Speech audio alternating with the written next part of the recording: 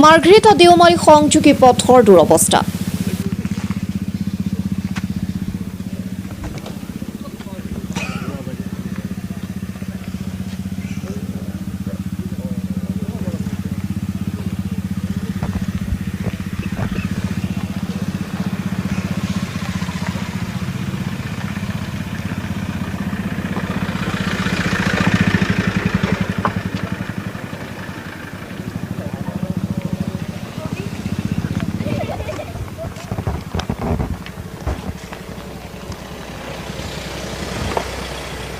অসম অৰুণাচল প্ৰদেশ সংযোগী অন্যতম এটা গুৰুত্বপূৰ্ণ পথ হৈছে মাৰ্ঘেৰিটা দেওমালী সংযোগী পথ।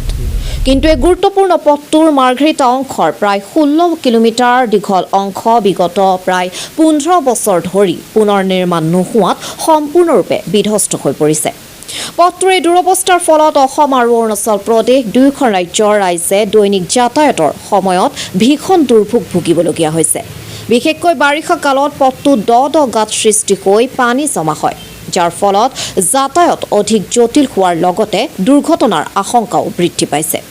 এই সংকটজনক পৰিস্থিতিৰ প্ৰতি দৃষ্টি আকৰ্ষণ কৰাৰ লগতে বাৰিষাৰ পূৰ্বেই পথটো পুনৰ নিৰ্মাণৰ দাবীত অৰুণাচল প্ৰদেশৰ তিৰাপ ডিষ্ট্ৰিক্ট ষ্টুডেণ্টছ ইউনিয়ন আৰু আছু মাৰ্ঘেৰিটা ৰিজনেল কমিটিয়ে যুটীয়াভাৱে এক শ্ৰমদান কাৰ্যসূচী ৰূপায়ণ কৰে। শ্ৰমদান কাৰ্যসূচীৰ জৰিয়তে ছাত্ৰ সংগঠন দুটাই এই পথৰ দুৰৱস্থাৰ বিৰুদ্ধে প্ৰতিবাদ জনোৱাৰ লগতে অসম চৰকাৰক শীঘ্ৰে পথটো পুনৰ নিৰ্মাণ কৰি দুয়োখন ৰাজ্যৰ ৰাইজক এক স্থায়ী সমাধান প্ৰদান কৰাৰ বাবে জোৰ দাবী জনাইছে। অসম অৰুণাচল সংযোগী এই গুৰুত্বপূৰ্ণ পথটো শীঘ্ৰে নিৰ্মাণ নহ'লে আগন্তুক বাৰিষাত ৰাইজৰ দুৰ্ভোগ আৰু অধিক বৃদ্ধি পোৱাৰ আশংকা কৰিছে স্থানীয় লোকে। First of all thank you very much media and the team जो हमारे जो आप लोग इतना दूर से आया हुआ है हमारे जो दुख तकलीफ को साथ देने के लिए दिखाने के लिए कि क्या चल रहा है हम लोग का जो स्थिति है ना। तो ये हम लोग का जो देवमाली है पड़ता है वो अरुणाचल प्रदेश पे तिरप डिस्ट्रिक्ट और मार्घेरिटा पड़ता है आसम पे। तो ये दोनों का बीच का काफ़ी सालों से यही दिक्कत बहुत दिक्कत चल रही है रास्ता में, ना एक भी गाड़ी जा सकता है, बहुत दिक्कत आता है। जैसे कि यहाँ पे सिर्फ व्यापारी बिजनेसमैन ही नहीं चलते यहाँ पे, जो आम जनता जैसे कि हम लोग का ये जितना भी स्कूल स्टूडेंट्स लोग हो गया, फिर मेडिकल इमरजेंसी हो गया, तो बहुत काफ़ी डिफ़िकल्टीज फेस करना पड़ता है। तो आज यहाँ जो आया हुआ है हम लोग जो मास सोशल सर्विस रखा हुआ है 2 दिन का, तो इसलिए रखा हुआ है ताकि हम लोग भी ये गवर्नमेंट ऑफ असम और गवर्नमेंट ऑफ अरुणाचल प्रदेश को ये दोनों को हम ये दिखाना चाहते हैं कि ये 2 डिस्ट्रिक्ट में कि हम लोग का बीच में नेग्लिजेंस मत करिए। बहुत इग्नोरेंस काफ़ी हम लोग ने झेल के तो आ गए हम लोग ने, तो और मत झेलिए, क्योंकि अभी जो सोशल सर्विस का जो मुद्दा था यही था कि हम लोग भाईचारा दिखाने का ही था, यूनिटी दिखाने का 2 डिस्ट्रिक्ट के बीच में, 2 स्टूडेंट यूनियन का बीच में। और once again I would like to request and appeal the government of Assam and Arunachal Pradesh to kindly please जितना भी ये रास्ता है तो जल्दी मेंटेनेंस कर दीजिए वापस।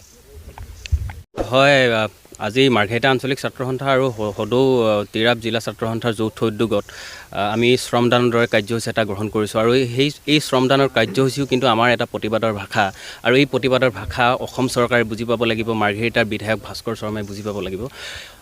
আমি ক'ব বিচাৰিছোঁ যে দুখন ৰাজ্যৰ মূল সংযোগী পথ এই পথছোৱা, কিন্তু এই পথছোৱাৰ অৱস্থা কৰ্দৰ্যময় এটা পথ আৰু ৰাইজে অহা যোৱা কৰা লোকেহে আচলতে বুজি পাব, অহা যোৱা কৰা ব্যক্তিসকলেহে আচলতে বুজি পাব, অহা যোৱা কৰা ৰোগীসকলে আচলতে বুজি পাব আৰু অহা যোৱা কৰা ছাত্ৰ ছাত্ৰীসকলেহে আচলতে বুজি পাব কিমান জমৰ যন্ত্ৰণাৰ সৈতে তেওঁলোকে যাতায়াতৰ ব্যৱস্থা কৰিবলগীয়া হৈছে। গতিকে উন্নয়নকামী চৰকাৰখন থাকোঁতে, উন্নয়নকামী বিধায়কজন থাকোঁতে অন্ততঃ এই ৰাস্তাৰ পথছোৱা সম্পূৰ্ণৰূপে নিৰ্মাণ কৰি সুন্দৰ এটা পথলৈ ৰূপান্তৰ কৰিব পাৰিব লাগিছিল, কিন্তু দুৰ্ভাগ্যবশতঃ তেওঁলোকে এই পথছোৱা সম্পূৰ্ণৰূপে নিৰ্মাণ কৰিব পৰা নাই। আৰু আমি এই কাৰ্যসূচীৰ জৰিয়তে এটা কথা ক'ব বিচাৰিছোঁ যে ইলেকশ্যনৰ আগত বা নিৰ্বাচনৰ আগত ৰাস্তা বনাই পৰিৱৰ্তনৰ ঢৌ দেখুৱাব নালাগে। যদি আপোনালোকৰ ইচ্ছা হয় তেতিয়াহ'লে আগতেই গোটেই ৰাস্তা পদূলি বনাই পৰিৱৰ্তন এটা অনাৰ ব্যৱস্থা কৰিবলৈ আমি দাবী জনাইছোঁ। আৰু এই কাৰ্যসূচীৰ জৰিয়তে আমি এটা কথা ক'ব বিচাৰিছোঁ যে দুখন ৰাজ্যৰ লোকে জমৰ যন্ত্ৰণা ভুগি থকা এই পথছোৱা অতি সোনকালে নিৰ্মাণ কৰক, নহ'লে আমি মাৰ্ঘেৰিটা আঞ্চলিক ছাত্ৰ সন্থা আৰু